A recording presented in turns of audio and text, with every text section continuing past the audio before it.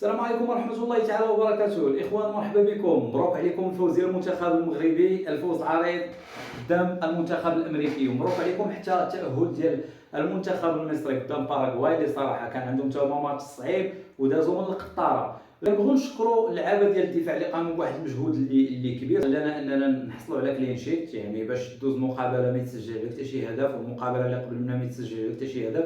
هادشي راه تيعطي واحد الحافز نفسي للاعبين انهم يزيدوا يقدموا واحد المجهودات اكثر من هذه. خنوس في هذه المقابله دار واحد الاداء اللي خرافي، ربما الناس ما غاديش يبان لهم الدور ديالو في التيران، ولكن راه الا رجعتي لاغلب الاهداف اللي تسجلوا راه تلقى التمريرات المفتاحيه صاحبها هو خنوس. الباس اللي تيعطي باس بالعبار، النسبه ديال النجاح ديال لي باس ديالو كانت مزيانه تبارك الله عليه. لاعب في المستوى عجبني بزاف. اشرف حكيمي اللي دائما الحمد لله المستوى ديالو ثابت، كذلك زكريا وحيدي لعب واحد المستوى كبير بزاف. تحيه للسكيتيوي، تحيه للطاقم الفني اللي سهروا على الجماليه اللي شفنا في هذه المقابله هذه صراحه. كنرجعوا للماتش الثاني ديال اوكرانيا اللي كان ديك الصفعه خلاتنا نفيقوا ونفهموا باننا راه حنا لاعبين في اولمبياد، راه خاصنا نربحوا، راه عندنا فرقه متكامله، عندنا لعابه في المستوى، خاصنا نوصلوا لا فينال وناخذوا اللقب، حيت راه ما كاينش شي فرقه اللي تتنافسنا بهذا الاسلوب وبهذه الطريقه وبهذا الشكل وبهذه الفنيات وهذه الفرديات اللي عندنا من اللاعبين. الحمد لله عندنا كفاءه، عندنا لعابه في المستوى. هذا الشيء بان ماشي غير في الورق كي كنا مولفين شحال من سنه، الحمد لله هذا الشيء بان على ارض الواقع. في التيران شفنا الكره كيفاش دايره، شفنا الخصوم كيفاش تيكونوا تيلعبوا الماتشات اللي قبل، واكبر دليل هو الميريكان كانوا تيلعبوا ثلاثه الماتشات اللي دازوا كاملين لعبوهم على مستوى عالي، ولكن ملي وصلوا مع المنتخب المغربي يعني اش غنقولوا تفشوا لهم الرويد، ما بقيتيش تحس بهذاك المنتخب انه راه عنده امكانيات. علاش؟ شديتي واحد الطير قصصتي ليه الجناح ديالو، كان عندهم واحد جوج ديال اللعابه اللي تيلعبوا في الاجنحه، والاخطر فيهم هو داك باراديس. الحمد لله لقينا ليه الحل ديالو كيف قلنا في الفيديو اللي قبل بانه الحل بسيط، ما غاديش نديروا ليه حراسه لاصقه حيت غيعذب لينا اللعاب وغادي ينقص لينا اللعاب من المنظومه. الحل هو اننا حنا نضغطوا. احسن حل هو انك تهاجم في بلاصه ما تدافع.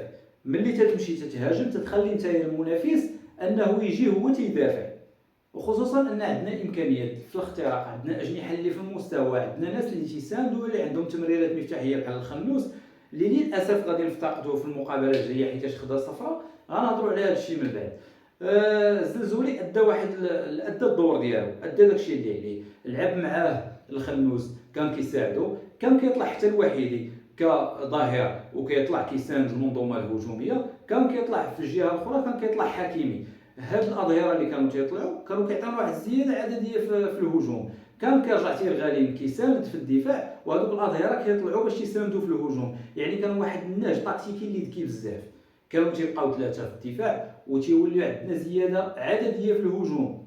يعني ملي تيطلع حكيم راه تنحسوا به حنا مهاجم، ما تنحسوش به على انه راه مدافع، بالعكس طريقه اللعب ديالو كيفاش تيعطيك كواري كيفاش تيسجل، مهاجم صراحه الله موظفينو حنايا كظاهر. نبقاو في التفاصيل ديال المباراه. كان عندنا الشكل ديال المنتخب الامريكي تيلعب على الطريقه ديال 4-5-1، يعني شكل اللي دفاعي، ولكن هادشي في الحاله ديال الدفاع، ولكن فاش يبغي يتحول للهجوم، فاش يبغي يدير عندنا لي كونتر اتاك تيتحول 4-3-3، تيوظف ثلاثه ديال اللعابه في وسط الميدان، 4 اللور وثلاثه في القدام باش يهاجم بجوج اجنحه وواحد تيتوغل لك في المعترك ديالنا حنايا. ولكن تلاحظوا بانه كانوا جوج محاولات ولا ثلاثه اللي كانوا نقدروا نقولوا شبه قراب انهم يشكلوا خطوره، ولكن هذا الشيء راجع للمنظومه الدفاعيه والمنظومه الهجوميه اللي كانت كتساند في الدفاع. اللعابه كاملين في المستوى بدايه من الحارس حتى لاخر لاعب اللي هو رحيم اللي كاين في المقدمه. واحد الملاحظه زوينه اللي لاحظتها في المنتخب مؤخرا، يعني ما كيشتوش الكره في الحاله الدفاعيه خصوصا فاش تيكون عليهم الضغط، بالعكس تيستغلوا هذاك الضغط اللي تيكون عليهم لصالحهم، حيث انهم تيقوموا بتمريرات ولا مراوغات مهاريه باش تيخرجوا من الضغط، حيث انه ذاك الضغط تيكون مكون عليهم 5 لعابه ولا 4 تيهرسوا الضغط، تيهرسوا دوك اللعابه 4 ولا 5.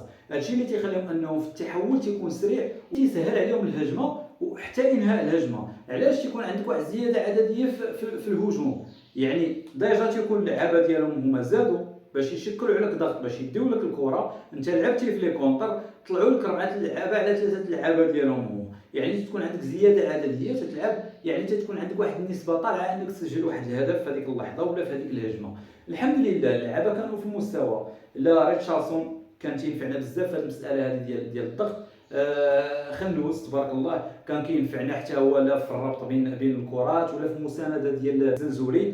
وكذلك الزنزولي اللي عطى واحد الاسيست زوين للاخو ماش، فاش هز راسو دار واحد السكان، شاف الكره كيفاش خاصها تموضع، حط كره عطى باس زوين نقي لاخو ماش اللي تا هو بدورو ما ضيعش هذيك الفرصه وسجل بيت. كنبغي نشكر رحيمي على هذاك الذكاء وعلى ذاك المكر وعلى ذاك التوغل وعلى ذاك التكتيك وعلى ذاك الفكر اللي عنده تبارك الله، اللي تيخلي الخصم انه تيطيح في المحظور. يعني يقدر يخلق لك مثلا داك البيلانتي اللي وقع راه لا رجليه هو على اللعاب واللعاب ضربو. يعني كتشوف انت كيفاش تيخلق لك هو مثلا بيلانتي، راه هدف، راه خلق لك هدف من لا شيء، ماشي تا نصف فرصه، راه خلق لك هدف من لا شيء.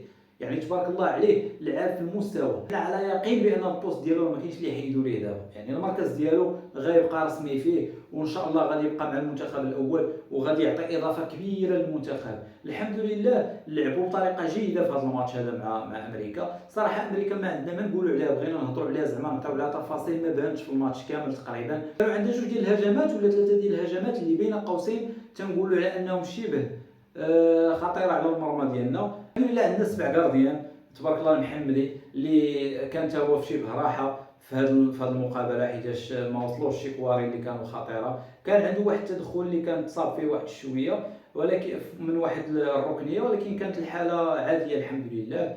وبالنسبه للتغييرات اللي دار سيسكيتيوي، دخل بوشواري، دخل بن صغير، دخل كيشطا، ودخل حتى النقاش في الدفاع. اللي لاحظنا بان اللعابه تبارك الله بداو تيندمجوا، بداو تيكتسبوا الثقه. الطريقه باش تيلعبوا تتحس بانهم يعني راه ما كاينش فرق بينهم وبين الرسميين، خلقوا لك واحد الفارق ملي تيدخلوا. ولكن ملاحظه على بن صغير، حتى هو بن صغير اللي تنعرفوا ان بن صغير يعطينا نفس الاداء ديال خنوس، واللي يكون احسن ان شاء الله في المقابله ديال اسبانيا اللي غادي نحتاجوه فيها. اكيد مقابله ماشي سهله، ولكن عندنا الحافز وعندنا القدره وعندنا الفرديات والمجموعه اللي قادره انها تربح هذا الماتش هذا وتطلع لا فينال. علاش لا؟ اسبانيا غادي نهضروا ان شاء الله في الفيديو الجاي على الفنيات وعلى الفرديات وعلى التكتيك كيفاش تيلعبوا.